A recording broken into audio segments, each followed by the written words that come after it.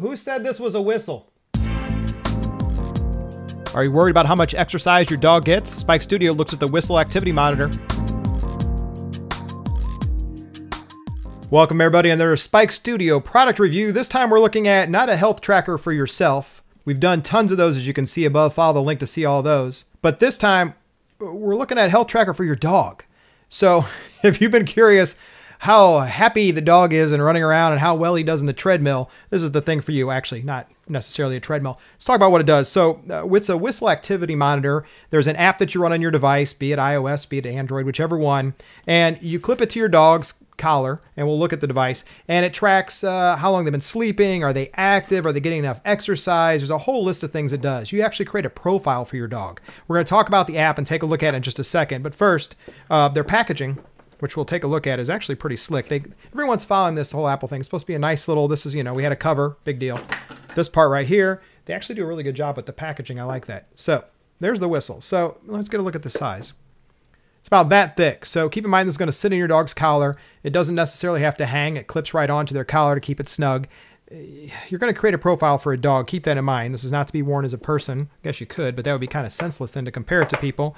Inside of that, there's the app that you download. You set up the whistle. The whistle can be Bluetooth or it can be Wi-Fi. So the good part is if you're not close by, this can actually still update your phone. Let's say they're at somewhere with Wi-Fi connectivity or you have them at home. You can see if they're laying down all day or what they're doing. You need to charge the whistle. Of course, it uses a USB charging dock. There's a little card that's included for the starting. It shows you how to actually take it apart, square the sides, all that. Let's look inside. Now, one thing about it, doesn't use a standard micro USB. I don't know why. Everyone likes to have their own little custom chargers, which I wish they would have used a standard micro USB. Instead, no, we have to match the back of it to charge it up. If they're listening, maybe the next one, you come up with a standard micro USB. Why? Then I can plug it into absolutely anything to charge that I have laying around the house, be it my phone cords or whatever. That would be very cool. It does have the USB-N that you plug into the wall, which they don't provide you, so you have to have a micro USB plug that you plug into the wall or your computer, or you have to have a USB plug in your wall itself, which I actually do have, which works out perfect. From there, the only other piece is the clip part that actually goes on their collar, as you can see, and we're going to take it apart. It's got a couple different latches to make sure it stays on, and a couple thicknesses depending on your dog's collar, which is cool. So I like the way it double latches. So it folds over once and then locks that latch on, so it should be good and sturdy. So what do we do with this? We actually put it in and then we give it a twist to lock it into place. It twists clockwise, and you put it in, you got to give it a little snug. We had a little trouble with this earlier when we took it apart to play with it. And you can see it's got a little bitty catch right there. And then it's got this lovely case, and the case has a little catch in it as well. So we're going to try it one more time. We're going to put it in there, and we're going to give it a little turn. Now, I read about some people talking about this online, that they're saying it was kind of hard to get into the actual locking. There it goes. So what I had to do is I had to push in and then twist. So for all you looking at it, it doesn't just snap on, which is good. It keeps it nice and secure now. You actually have to push and twist, and then it clicks and locks. So I did this live. I didn't actually stop the camera for that one. I stopped it once when I was looking at the direction to make sure I wasn't really crazy. The other part is on the top. It's a little bitty button up here. You can force a sync. You can see it up here, and you can force and turn it on. So what we're going to do is we're going to charge this, load the app, show you the screenshots, and show you how well it works from there, and talk a little bit more about the features. Welcome back, everybody. So we've deployed the whistle. We've actually installed, configured, attached, everything you want to do. Let's walk through really quick. Setup screens were pretty straightforward and pretty easy. I actually enjoyed how easy it was to actually get to the setup screens after I had one little dilemma that support helped me with. Apparently there was an issue. I deleted their fake profile for Duke, their loving dog, and it caused me some headaches in setting it up. Leave the fake profile there, then go through the setup screens we're going to talk about. Do not delete that fake profile till later on. The reason being is it just causes some havoc with the way the buttons work.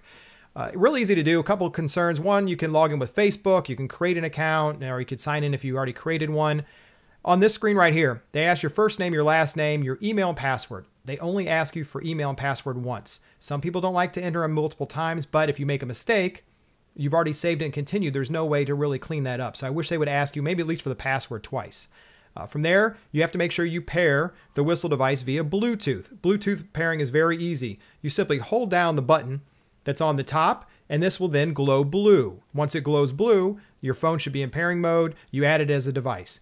I can tell you now I had more trouble on iOS than I did on Android, but the iOS app was better once I got it working than the Android was.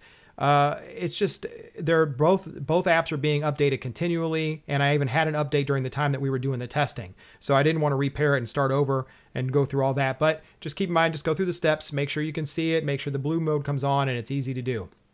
Once you have that established and set, you can connect it to your Wi-Fi. Your Wi-Fi must be able to be seen, meaning it must be showing and visible. You can't have it hidden just for the setup. So you can make it unhidden, turn it on, do the setup, and then hide it again if that's the way you do your security, but you must have the Wi-Fi available. What that allows it to do is the whistle then can sync via Bluetooth to the device you put it to, or it can actually sync via Wi-Fi while you're gone. We talked about that earlier in the setup.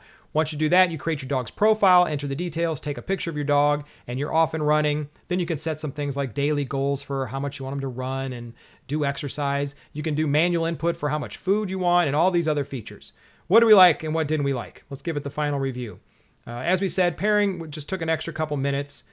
We did like how snug it fit onto the actual collar. As you can see, you can fold it up and it has the double locks and double clasps that are on there. Battery life was at least 8 days. When we put it on, the app actually has a little indicator in the corner that shows you the number of days that's available for it. So that gave me plenty of time. So you will have to take it off and use their custom charger to charge it for a little bit. So there'll be a time I won't have that.